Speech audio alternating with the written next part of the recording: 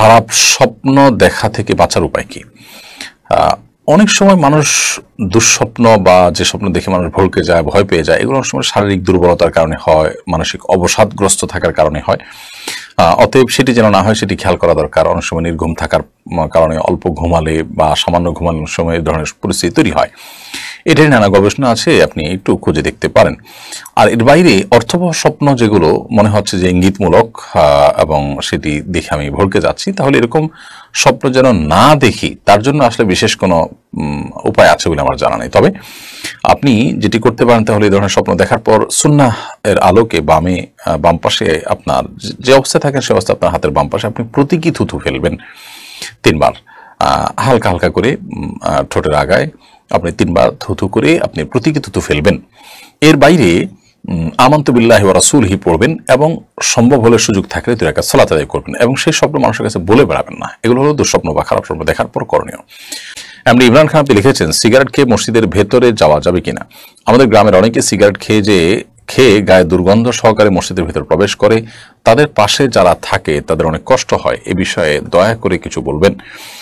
ভাই ইমরান খান, সিগারেট খেয়ে মসজিদের ভেতরে যাওয়া বা ধূমপান করে মসজিদের ভিতরে যাওয়া এর মানে হলো আমাদের মুখে যে দুর্গন্ধ হয় সেই দুর্গন্ধটা নিয়ে মসজিদে প্রবেশ করা।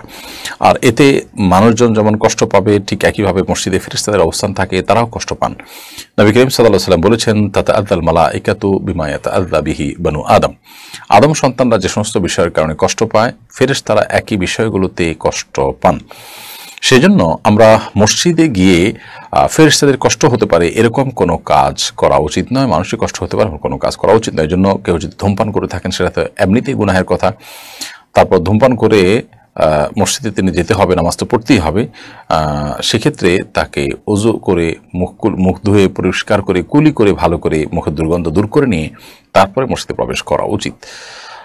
যদি একান্ত দুর্গন্ধ দূর করতে নাও পারেন, তার চেষ্টা থাকতে হবে অন্তত যে আমি কুলটুলি করে দুর্গন্ধ দূর করব, এরপর তিনি মসজিদে প্রবেশ করবেন। মাহমুদা খাতুন লিখেছেন, সালাতে মনোযোগ তৈরির জন্য কি চোখ বন্ধ করে সালাত পড়া যাবে? মনোযোগ তৈরি করার জন্য চোখ বন্ধ করে সালাত পড়তে পারেন, তবে সাধারণ এবং স্বাভাবিক অবস্থা চোখ খোলা রাখাটাই হলো সুন্নাহ নবী সাল্লাল্লাহু আলাইহি ওয়াসাল্লামের। স্বাভাবিক রাখা। মনোযোগ আমার বেশি সৃষ্টি হয় চোখ বন্ধ করলে, না হলে মনোযোগ ধরে রাখা কঠিন হয়, তো মনোযোগ বৃদ্ধি করবার জন্য আমি চোখ বন্ধ করলাম, এটি জায়েজ আছে।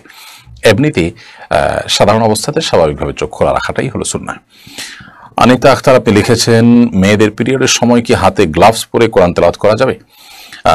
কোরআনে কারীমের তেলাওয়াত পিরিয়ড অবস্থায় না করাটাই হলো জমহুর উলামায়ে কেরামের মত, অর্থাৎ করা যাবে না। পিরিয়ড অবস্থাতে মেয়েরা কোরআন তেলাওয়াত করবেন না, এটি হলো জমহুর বা সংখ্যাগরিষ্ঠ ইমামদের মত। কোন কোন ইমামগণ ইবনে তাইমিয়া রাহিমাহুল্লাহ সহ কেউ কেউ বলেছেন যে করতে পারবেন, কিন্তু সংখ্যাগরিষ্ঠের মত হলো করতে পারবেন না। এখানে আসলে গ্লাভস দিয়ে ধরছেন বা অন্য কিছু দিয়ে ধরছেন কি ধরছেন না এটা ইস্যু নয়। ইস্যু হলো যে তেলাওয়াত করা না করা নিয়ে। ধরাটা চাইতে ধরতে তো পারবেনই না, কিন্তু তেলাওয়াত করবেন না। তাহলে সেক্ষেত্রে এই টাইমে আপনি কি করবেন? আপনি ইসলামিক অন্যান্য পুস্তক পড়বেন, কোরআনের বিভিন্ন ব্যাখ্যা গ্রন্থ আছে সেগুলো পড়তে পারেন, হাদিসের গ্রন্থ পড়তে পারেন, অন্যান্য আমল করতে পারেন, কিন্তু তেলাওয়াত করবেন না। এটি হলো সংখ্যাগরিষ্ঠ ইমামদের মত।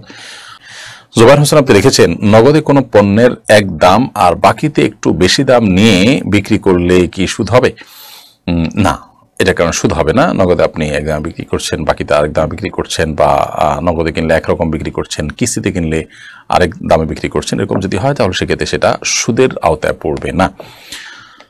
তাহারাত তাননীর আপনি লিখেছেন, আমরা যারা শহরে থাকি তারা চুল ফেলবো কোথায়? ময়লা ঝুড়িতে ফেললে কি গুনাহ হবে? মানুষের শরীরের প্রত্যেকটা অঙ্গ প্রত্যঙ্গ সম্মানের পাত্র।